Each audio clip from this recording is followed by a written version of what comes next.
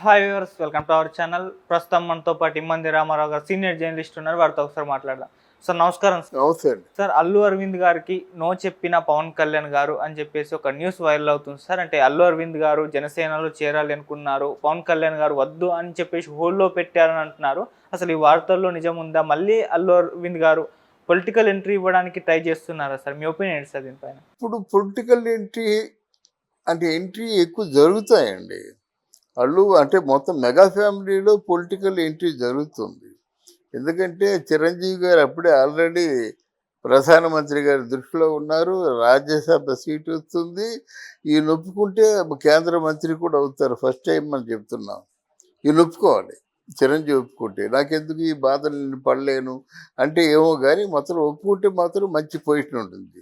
అప్పుడు ఇక్కడ ఆంధ్రాలో ఇవాళ రేపు అందరి తాలూకు పరిశీలకుల దృష్టిలో పవన్ కళ్యాణ్ ఉన్నాడు. దాని తర్వాత మీరు గమనించినట్టయితే పవన్ కళ్యాణ్ మోదీకి మానసపుత్రుడు అనిపించుకోదగ్గ స్థాయిలో ప్రయాణం చేస్తున్నాడు. గమనించారా? మోదీకి ఎలాగైతే అమ్మవార్లు దేవతలు వీళ్ళంటే ఇష్టమో ఈయన కూడా వారాహి అమ్మవారు అంటే ఇష్టం. అక్కడ అక్కడ ముందు కాయ కొట్టే వచ్చాడు. అక్కడ మన ఆంజనేయ స్వామి ఆలయంలో కొట్టాడు. వారాహి అని పేరు పెట్టుకున్నాడు. వారాహి అంటే అసలు అమ్మవారి పేరుల్లో లలిత సహస్రనామాల్లో ఒక పేరు.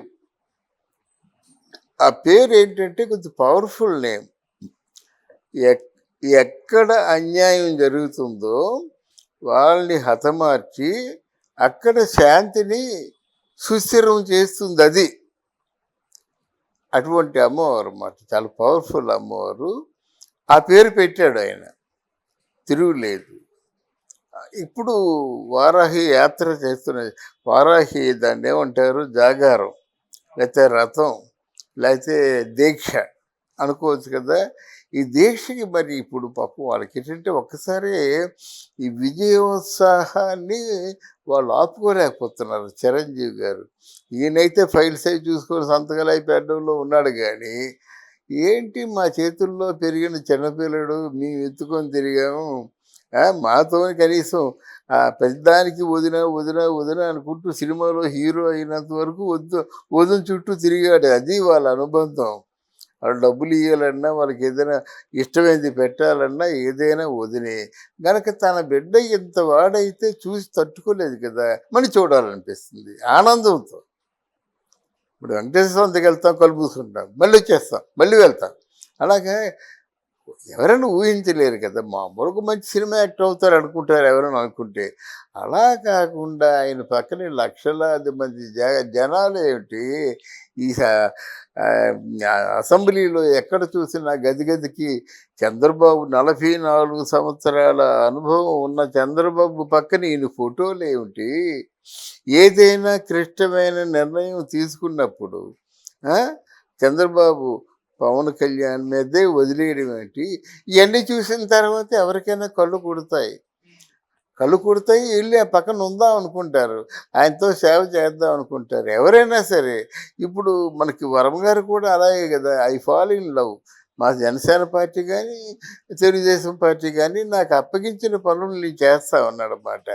అలాగే ఈయనకు కూడా ఇంట్రెస్ట్ ఉంది, సేవా కార్యక్రమాల పట్ల ఇంట్రెస్ట్ ఉంది. తప్పకుండా రాజకీయంగా రాణించగల సత్తా కూడా ఉంది. ఒక మాట వేశాడు అన్నమాట. దీంట్లో చూసుకోవాలి కదా. ఇప్పుడు ఆయన శాఖలన్నీ చూసుకోవాలంటే ఒక నాగబాబు చాలడు. ఇప్పుడు నాగబాబు కూడా రేపు నేడు ఒక శాఖ ఇచ్చేస్తారు. బహుశా టీటీడీ చైర్మన్ పదవి కోరుకుండొచ్చు ఈయన. ఎందుకంటే చాలా మంచి పదవి కదా ఇవ్వచ్చు, లేకపోతే సినిమాకి సంబంధించినటువంటి పదవి ఒకటి. ఈ రెండు కూడా కందులు దుర్గేష్ సినిమాటోగ్రఫీ మంత్రి కదా. అందువల్ల ఇక్కడ 2 పదవులు ఉన్నాయి. సినిమా పదవి ఇచ్చినా అరవింద్కి ఓకే.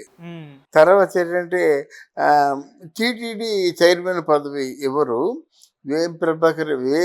ప్రభాకర్ రెడ్డి, నెల్లూరు. ఆయనోడు కోరుకుంటున్నాడు. గట్టివాడు, ఎన్ఆర్ఐ బాగా డబ్బులు ఖర్చు పెడతాడు, ఆయన ఒకడు కోరుకుంటున్నాడు. నాగబాబు ఒకడు కోరుకుంటున్నాడు. ఈ తీరని కాంక్ష మరి ఎవరికి ఇస్తారో తెలియదు. ఒకవేళ నాగబాబుకి కానీ తిరుమల తిరుపతి దేవస్థానం తాలూకు చైర్మన్ పదవి ఇచ్చినట్టయితే ఇక అల్లు అరవింద్కి అనుభవం ఉంది, సినిమాటోగ్రఫీ అంతా తెలుసు, సినిమాలు తీశాడు, ఈయనకి ఇస్తే న్యాయం జరుగుతుందనే ఉద్దేశం కూడా ఉంది.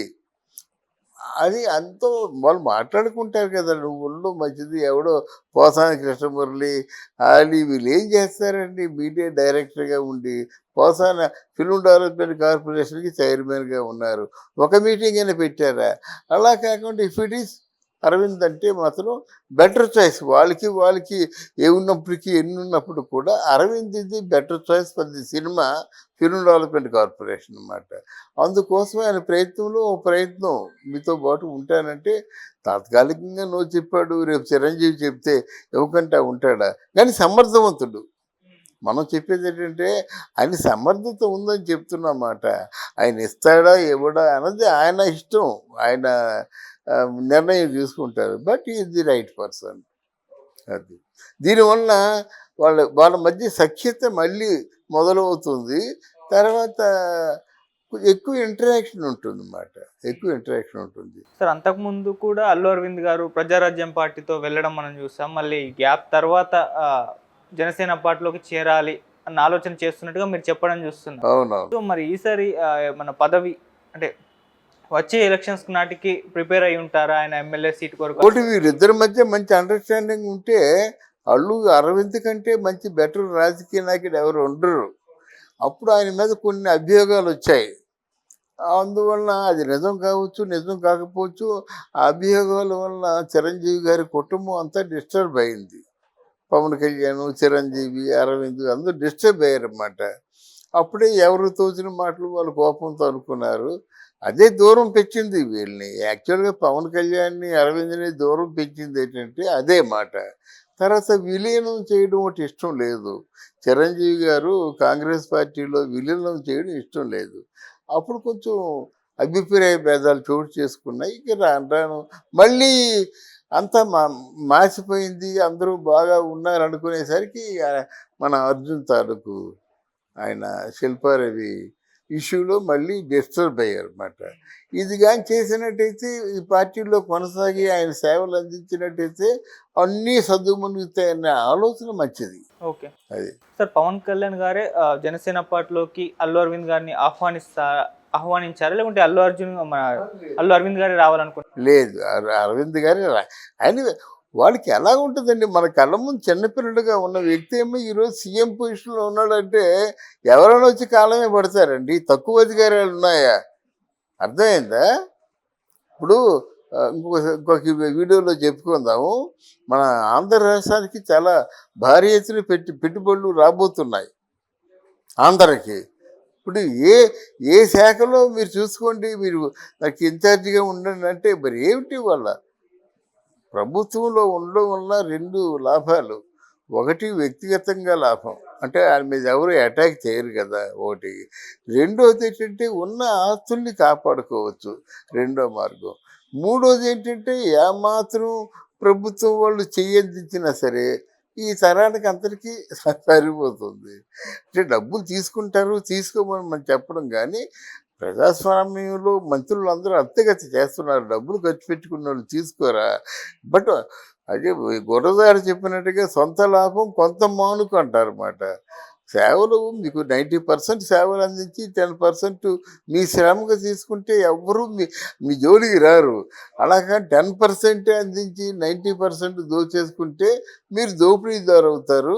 ఇదిగో ఇప్పుడు రోజాని, అనిల్ కుమార్ యాదవ్ని, ఇక్కడ నానేని వీళ్ళందరూ అంటున్నారు కదా, అలాగే వాళ్ళే అంటారు. అందువల్ల మనం అల్లు అరవింద్, పవన్ కళ్యాణ్ కలుసుకుందామని కోరుకుందాం. Alright sir, thank you so much sir. Thank you.